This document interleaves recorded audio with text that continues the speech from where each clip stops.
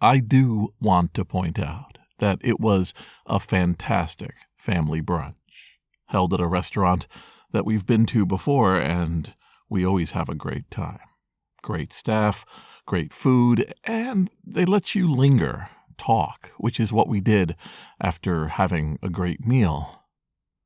And a few of us lingered afterwards to talk, and then I eventually made my way out to my car.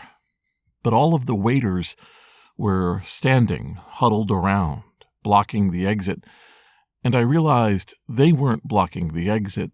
They were surrounding someone who had fallen and was blocking the exit. And that was my aunt.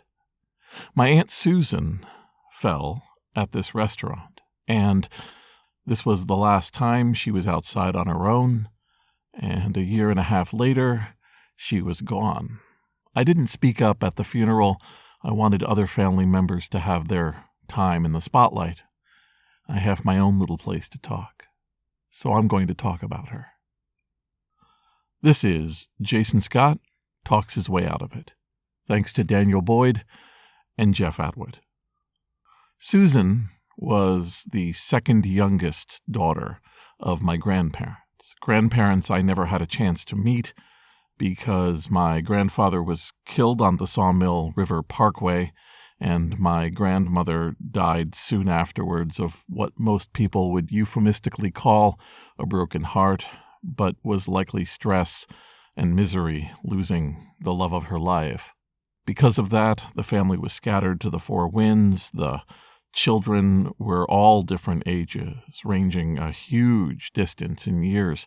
Some were already out in the world in their 30s, some were teenagers, including my aunt. From there, she lived with my great-uncle and went to school, got her degree, and ultimately went to work as a physical education teacher, a gym teacher when she was first there, and that was her career all the way to her retirement. I didn't visit her school where she worked in New Jersey, and I didn't meet many of her colleagues, but I did visit my Aunt Susan a lot. And when I was going through the turmoil of a family that was going through divorce, I remember seeing my aunt's apartment and thinking, she had it made. She had a waterbed. She had a lava lamp. She had a mirror that had writing on it. Somehow, to me, these 1970 decorations were a harbinger of living the best life. And she was the best aunt. She was wild by my standards. Many years later, I realized she wasn't that wild. She was just gregarious, friendly, outspoken, humorous. And she was a rock throughout my life. I could always know that somewhere out there was my Aunt Susan, master of home improvement, owner of a double-engined motorboat called Modern Girl that she rode up and down the Hudson River at speeds that terrified me as a teenager. I remember she was always going to be the best and lightest part of the family get-togethers. My times with her were rather limited, based on what I've seen from other people's aunts, but I found every one of them memorable. She showed herself to be somebody who was thoughtful, somebody who was supportive. And before the big reveal, after she had gone to the hospital, I simply thought of her that way. An example, an important example, that life could work out, could come out right, that she could lose both of her parents in her teenage years, and then turn around and live a life full of joy instead of bitterness and distance, was an inspiration that I could do the same. All of the children of my grandparents were testimonies to the strength and the personalities that they had. Again, I didn't spend much time with the people in her life. I would meet an occasional friend or a person who was visiting. I would sometimes have people who recognized her at functions. And she came to visit me a handful of times. including going to flea markets and meeting up with the family to do some sort of function, whether it was getting a boat into the river or stopping by to help her with her email. She was organized. She was thoughtful. She was very clearly a component of my outward personality.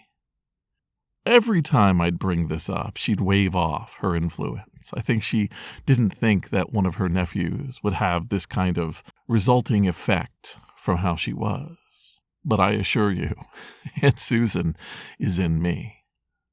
When she fell, it was due to an aneurysm. Throughout her life, she had been dealing with a range of health problems. But beyond that, she had been experiencing all sorts of vascular issues that were in some ways harbingers of my own. I recently brought it up with one of my doctors. He told me that the medications I now take, which I can afford to take, are more than sufficient to ensure that I won't have the same experience. The constant checking that I now do is partially because of her being able to see how things can go wrong over time. There's always a natural urge when somebody experiences a catastrophic medical event to think that there was something they should have done or that others around them should have done, that they should have forced them to see a specialist, or they could have done one more test or chosen one better doctor to go to. I don't think that's healthy. I think that unfortunately, justice does not prevail with medical issues.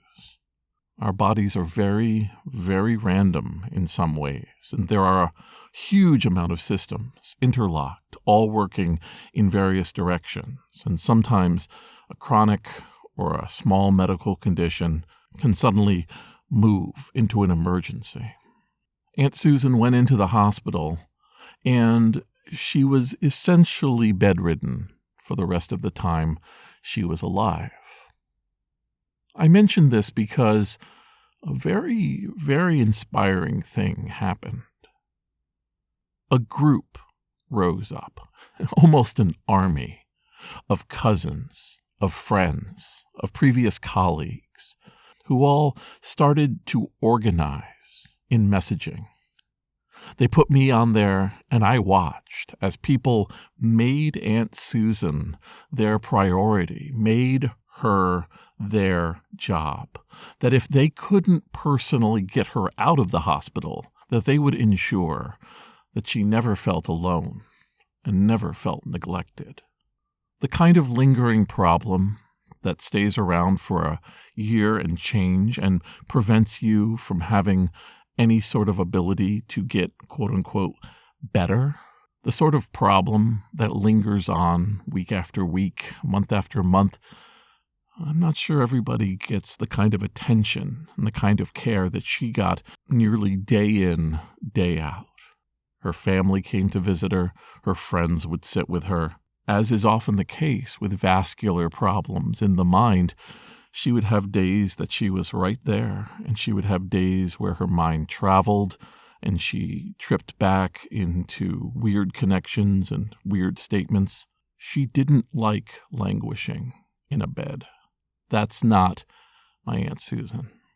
But when this situation, this horrible situation presented itself, the parade, the never-ending set of people who brought her food, who sat and talked with her, who discussed things with her, who let her feel bad or good, they were there for her because, as I discovered, she had been there for so many people. When the announcement of her passing on was on Facebook, the amount of people who came forward with not just reminiscences, but memories, specific moments she had dedicated to them, where they discussed how she was there when they were in a bad way, or she had encouraged them to make another step in another direction when they didn't have the will to do so, were legion. On one level, I suppose you can focus on the fact that this all came after she was gone. But I'm glad it came out. I had had no idea that this incredible woman who had been such an influence on my life was actually an influence on so many others. I can think of no better legacy than the wake of testimonies of happiness and joy at having known her that came together. And those meals cooked for her to get past the hospital food, the work to make sure that each care facility was doing what it was supposed to and keeping all of the staff honest.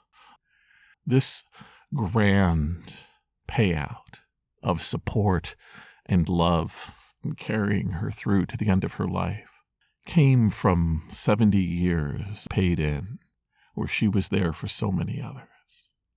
I'm going to miss her incredibly badly. Thanks to James Bikoyanu, Ernie Hershey, Michael Rubin, Dilip Reddy, Sean Kelly, Trixie the Cat, Martin, Symbionts, Benjamin Guts, Anonymous, and all the others. I wish an arrival of so many friends and testimonies at the end of whatever journey you take.